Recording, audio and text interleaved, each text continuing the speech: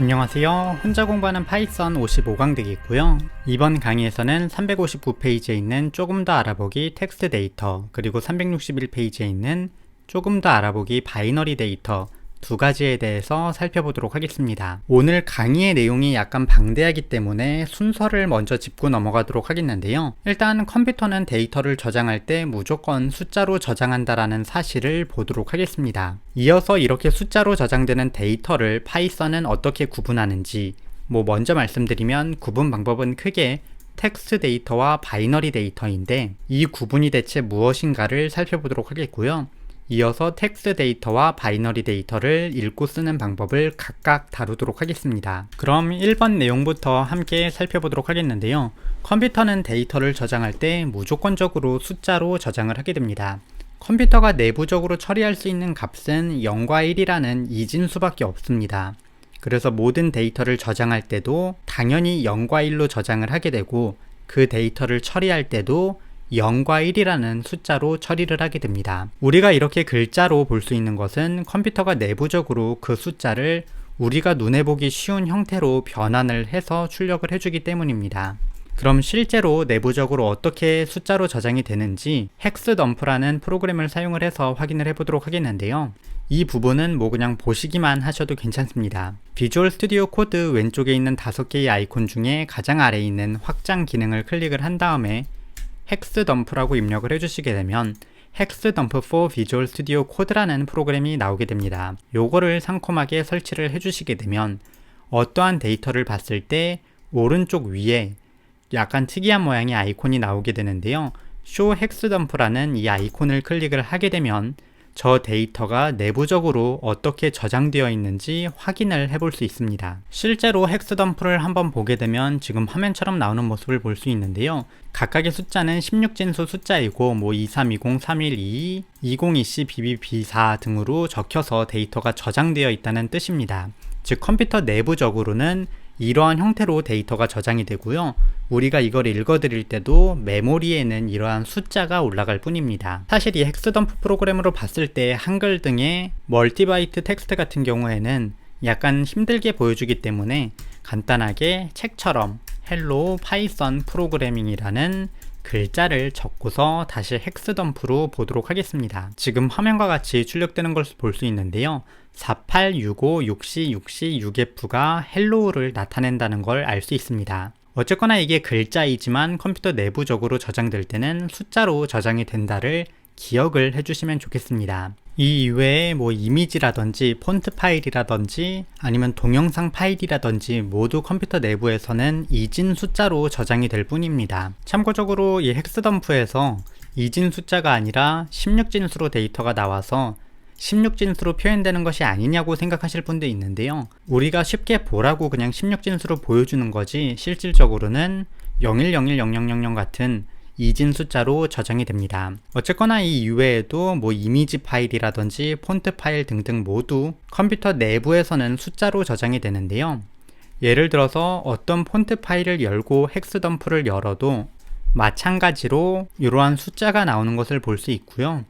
이미지로 적당한 게 현재 작업하고 있는 표지 그림 같은 경우에도 참고적으로 제목은 이걸로 나오는 게 아니고요. 다른 책의 표지입니다. 이것도 헥스덤프로 보게 되면 그냥 숫자로 쭉 적혀 있는 것을 볼 수 있습니다. 어쨌거나 모두 숫자로 데이터가 저장이 되지만 파이썬 내부에서 파일을 활용을 할 때는 이 파일들을 텍스트 데이터와 바이너리 데이터 두 가지로 구분을 하게 되는데요. 일단 텍스트 데이터의 정의는 텍스트 에디터에서 편집할 수 있는 데이터라고 보시면 되겠습니다. 물론 컴퓨터 공학과에서 운영체제 등을 배우시게 되면 더욱더 포괄적이고 자세하고 운영체제에 따라서 다른 설명들을 볼 수 있는데요. 파이썬을 활용할 때는 그냥 텍스트 에디터로 읽을 수 있는 모든 데이터는 텍스트 데이터다라고 보셔도 무관합니다. 그리고 이 이외의 다른 모든 데이터는 바이너리 데이터입니다. 예를 들어서 우리가 지금 보고 있는 파이썬 코드는 텍스트 에디터로 열어서 편집을 할 수 있기 때문에 텍스트 데이터 되겠고요. 폰트 파일 같은 경우에는 편집을 할 수 없기 때문에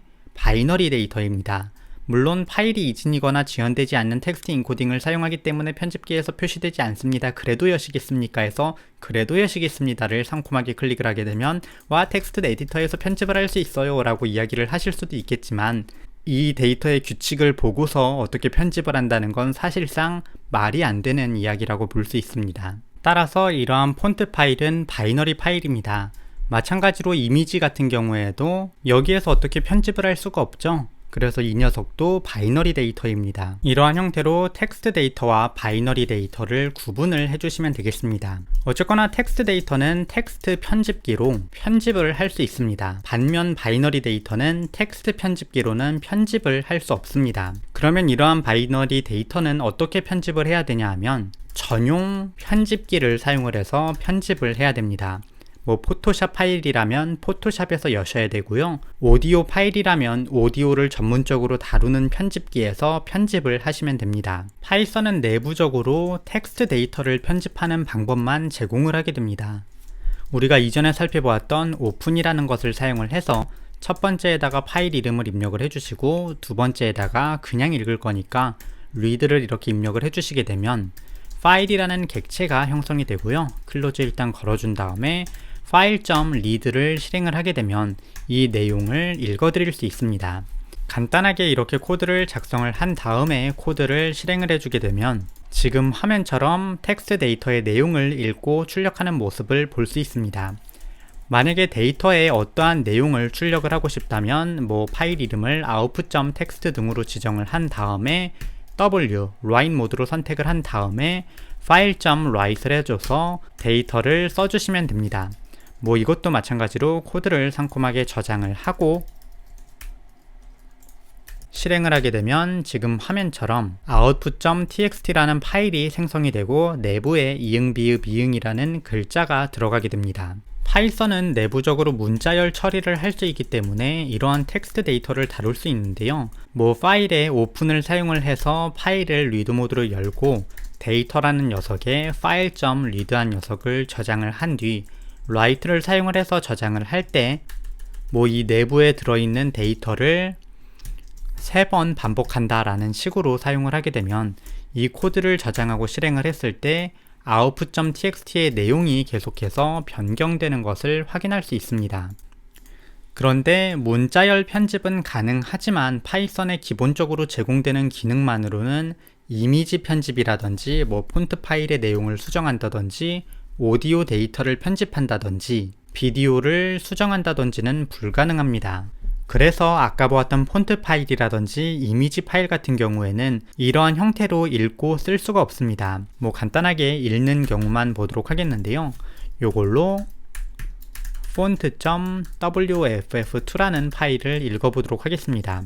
여기까지는 문제가 없습니다. 그냥 파일로 향하는 스트림을 열고 닫는 것까지는 문제없이 실행이 되지만 이 내부에서 데이터를 읽고서 출력을 하려고 들면 코드를 실행했을 때 지금 화면처럼 오류가 발생하는 것을 볼 수 있습니다. 오류를 간단하게 설명드리면 텍스트로 변환을 하려고 했는데 텍스트로 변환을 할 수가 없다는 뜻입니다. 당연하겠죠. 이 녀석은 텍스트 파일이 아니라 바이너리 파일로 분류되는 녀석이니까요. 그래서 이 녀석을 텍스트로 읽어드리게 하려고 만들면 안 됩니다.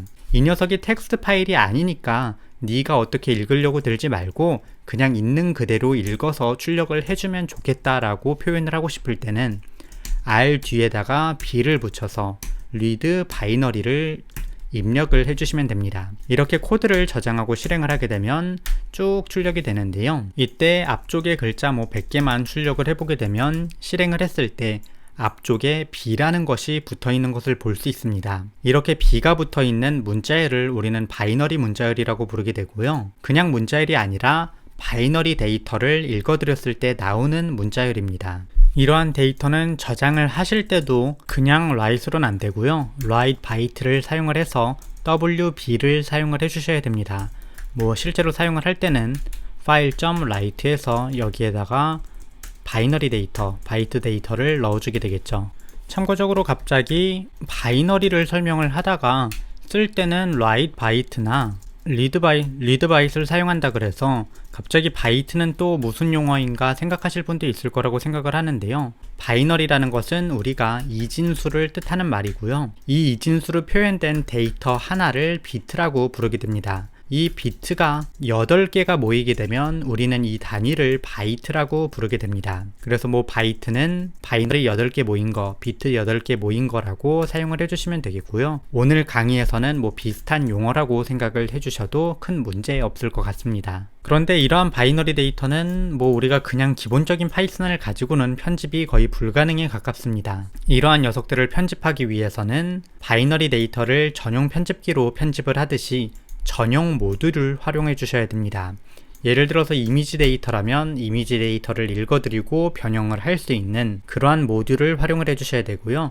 오디오 파일도 마찬가지로 오디오 파일에 어떠한 처리를 하고 싶으시면 오디오 파일을 다루는 전용 모듈을 활용해 주셔야 됩니다.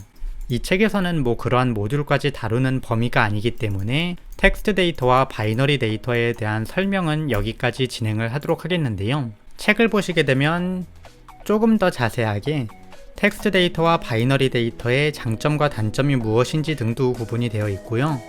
인터넷에서 이미지를 읽어드려서 저장하는 예제까지도 나와 있으므로 간단하게 책의 내용도 살펴보시면 좋을 거라고 생각을 합니다. 오늘 강의의 내용은 여기까지 되겠습니다. 그럼 다음 강의에서 뵙겠습니다. 감사합니다.